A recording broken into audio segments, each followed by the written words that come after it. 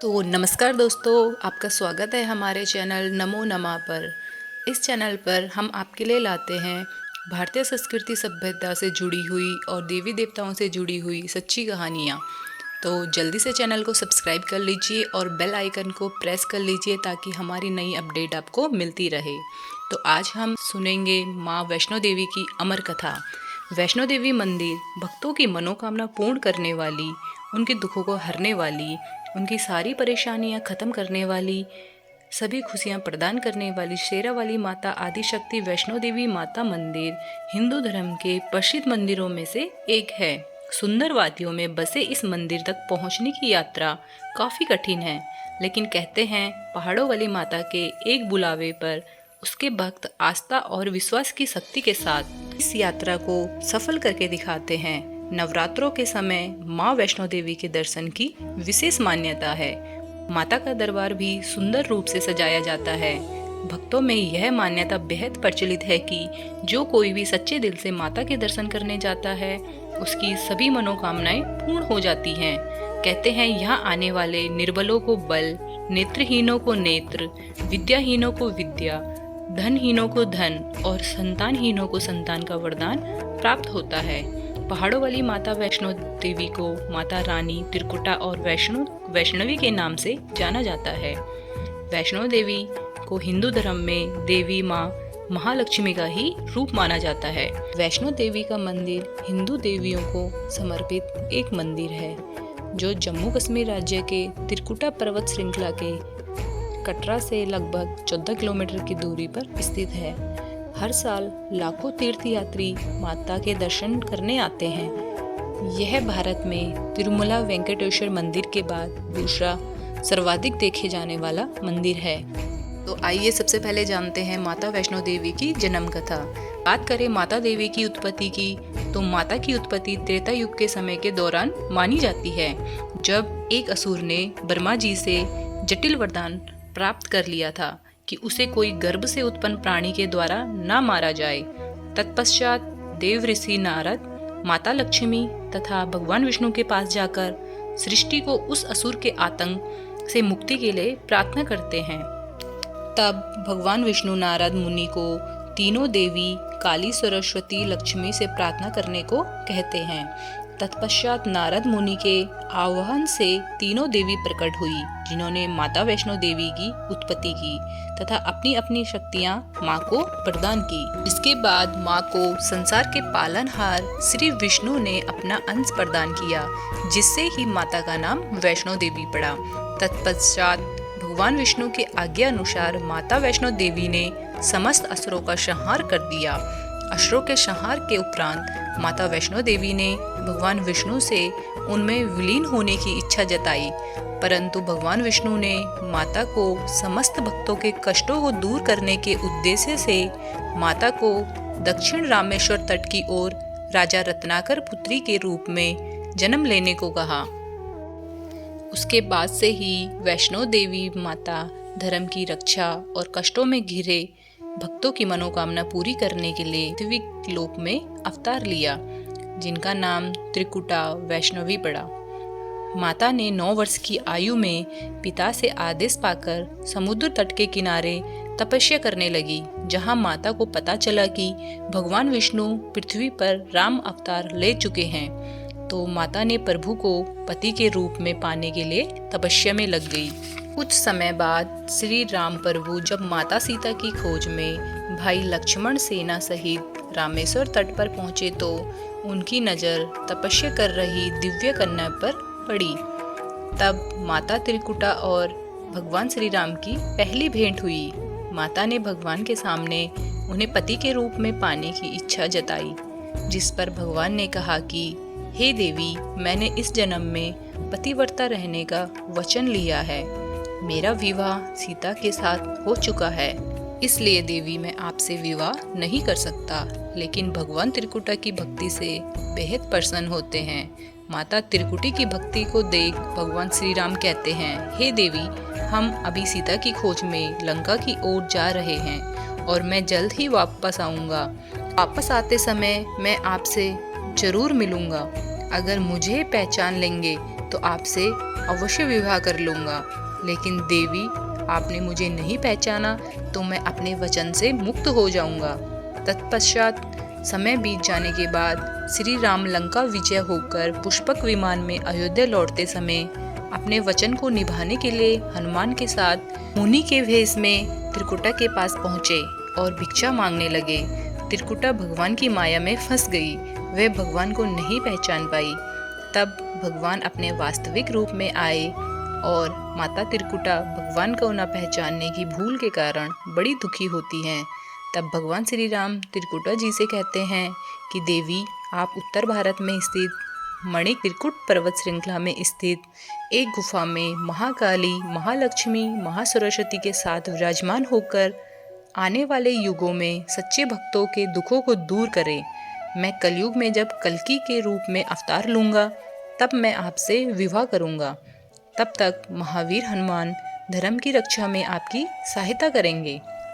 हमारे हिंदू धार्मिक ग्रंथों के अनुसार भगवान श्री राम के आदेश से माता वैष्णो देवी तब से उस गुफा में निवास कर रही हैं और भक्तों की झोली भर रही हैं। आइए दोस्तों, अब मंदिर की कथा के बारे में जानते हैं। 700 वर्षों पूर्व पहले कटरा से कुछ दूरी पर स्थित हंसाली गांव में माँ वैष्णवी के परम भक्त श्रीधर रहते थे। वे निसंतान और गरीब थे, लेकिन वे सोचा करते थे कि एक दिन वे माता का भंडारा रखेंगे। एक दिन श्रीधर ने आसपास के सभी गांव वालों को प्रसाद ग्रहण करने का न्योता दिया। श्रीधर अनुरोध करते हुए सभी के घर बारी बारी गए ताकि उन्हें खाना बनाने की सामग्री मिले और वह खाना बनाकर मेहमानों को भंडारे वाले दिन खिला सके। जितने लोगों ने उनकी मदद की वह काफ़ी नहीं थी, क्योंकि मेहमान बहुत ज़्यादा थे। अब वह सोचने लगे, इतने कम सामान के साथ भंडारा कैसे होगा। वे भंडारे के सुबह तक समस्याओं से घिरे हुए थे और बस अब उन्हें देवी माँ की ही आस थी। वह अपनी झोपड़ी के बाहर पूजा के लिए बैठ गए। दोपहर तक मेहमान आने शुरू हो गए थे। श्रीधर को पूजा करते देख वे जहाँ जगह दिखी वहाँ बैठ गए। सभी लोग श्रीधर की छोटी सी कुटिया में आसानी से बैठ गए। श्रीधर ने अपनी आंखें खोली और सोचा कि इन सभी को भोजन कैसे कराएंगे। तब उसने एक छोटी सी लड़की को झोपड़ी से बाहर आते हुए देखा, जिसका नाम वैष्णवी था। वह सभी को स्वादिष्ट भोजन परोस रही थी। भंडारा बहुत अच्छी तरह से संपन्न हो गया था। भंडारे के बाद श्रीधर उस छोटी वैष्णवी के बारे में जानने के लिए उत्सुक थे, पर वैष्णवी गायब हो गई थी और उसके बाद किसी को नहीं दिखी। बहुत दिनों के बाद श्रीधर को उस छोटी लड़की का सपना आया। उसमें स्पष्ट हुआ कि वह माँ वैष्णो देवी थी। माता रानी के रूप में आई लड़की ने उसे गुफा के बारे में बताया और 4 बेटों के साथ उसे आशीर्वाद दिया। श्रीधर एक बार फिर खुश हो गए और माँ की गुफा की तलाश में निकल पड़े और कुछ दिनों बाद उन्हें गुफा मिल गई। तभी से वहाँ पर माता के दर्शन के लिए श्रद्धालु जाने लगे। पौराणिक कथा के अनुसार ऐसी मान्यता है कि एक बार त्रिकुटा की पहाड़ी पर एक सुंदर कन्या को देखकर भैरवनाथ उसे पकड़ने के लिए दौड़े। तब वह कन्या वायु रूप बनकर त्रिकुटा पर्वत की ओर उड़ चली। भैरवनाथ भी उनके पीछे भागे। कहते हैं जब माँ पहाड़ी की एक गुफा के पास पहुंची तो उन्होंने हनुमान जी को बुलाया और उनसे कहा कि मैं इस गुफा में 9 माह तक तप करूंगी, तब तक आप भैरवनाथ के साथ खेलें। आज्ञा के अनुसार उस गुफा के बाहर माता की रक्षा के लिए हनुमान जी ने भैरवनाथ के साथ 9 माह तक खेले। आज के समय में इस पवित्र गुफा को अर्धकुंवारी के नाम से जाना जाता है। कहते हैं उस दौरान हनुमान जी को प्यास लगी, तब माता ने उनके आग्रह पर धनुष से पहाड़ पर बाण चलाकर एक जलधारा निकाली और उस जल में अपने केस भी धोए। आज यह पवित्र जलधारा बाण गंगा के नाम से जानी जाती है। जब भी भक्त माता के दर्शन के लिए आते हैं तो इस जलाशय में स्नान जरूर करते हैं। उसी दौरान एक साधु ने भैरवनाथ से कहा कि जिसे तू एक कन्या समझ रहा है वह आदि शक्ति जगदम्बा है। इसलिए उस महाशक्ति का पीछा छोड़ दे। भैरवनाथ ने साधु की बात नहीं मानी। तब माता गुफा की दूसरी ओर से मार्ग बनाकर बाहर निकल गई। आज के युग में यह गुफा अर्धकुंवारी के नाम से प्रसिद्ध है। अर्धकुंवारी के पहले माता की चरण पादुका भी है। यह वह स्थान है जहां माता ने भैरवनाथ को मुड़कर देखा था। अंत में गुफा से बाहर निकलकर कन्या ने देवी का रूप धारण किया और भैरवनाथ को वापस जाने को कहकर फिर से गुफा में चली गई। लेकिन भैरवनाथ नहीं माना और गुफा में प्रवेश करने लगा। यह देखकर माता की गुफा पहरा दे रहे हनुमान जी ने उसे युद्ध के लिए ललकारा और दोनों का युद्ध हुआ। युद्ध का कोई अंत न देखकर माता वैष्णवी ने महाकाली का रूप धारण कर भैरवनाथ का वध कर दिया। भैरवनाथ का सिर कटकर भवन से 8 किलोमीटर दूर भैरव घाटी में गिरा। उस स्थान को भैरवनाथ के मंदिर के नाम से जाना जाता है।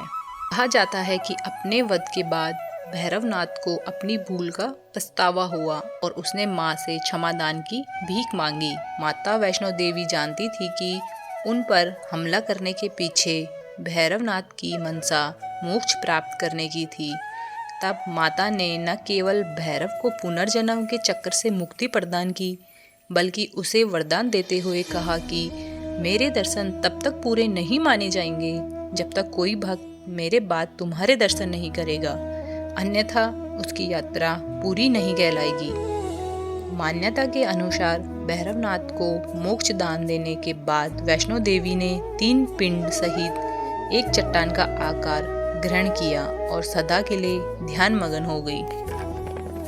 इस बीच पंडित श्रीधर भी अधीर हो गए। उन्हें सपने में त्रिकुटा पर्वत दिखाई दिया और साथ ही माता की 3 पिंडियां भी, जिनकी खोज करते हुए वह पहाड़ी पर जा पहुँचे। पिंडियां मिलने पर उन्होंने सारी जिंदगी विधि पूर्वक उन पिंडों की पूजा की। उनसे प्रसन्न होकर देवी उनके सामने प्रकट हुई और उन्हें आशीर्वाद दिया। तब से श्रीधर और उनके वंशज ही देवी माँ वैष्णो देवी की पूजा करते आ रहे हैं। ये थी माता वैष्णो देवी की अमर कथा। अगर कथा सुनने में आनंद आया हो तो चैनल को सब्सक्राइब जरूर करें। ऐसी ही और वीडियो देखने के लिए बेल आइकन को प्रेस करना ना भूलें।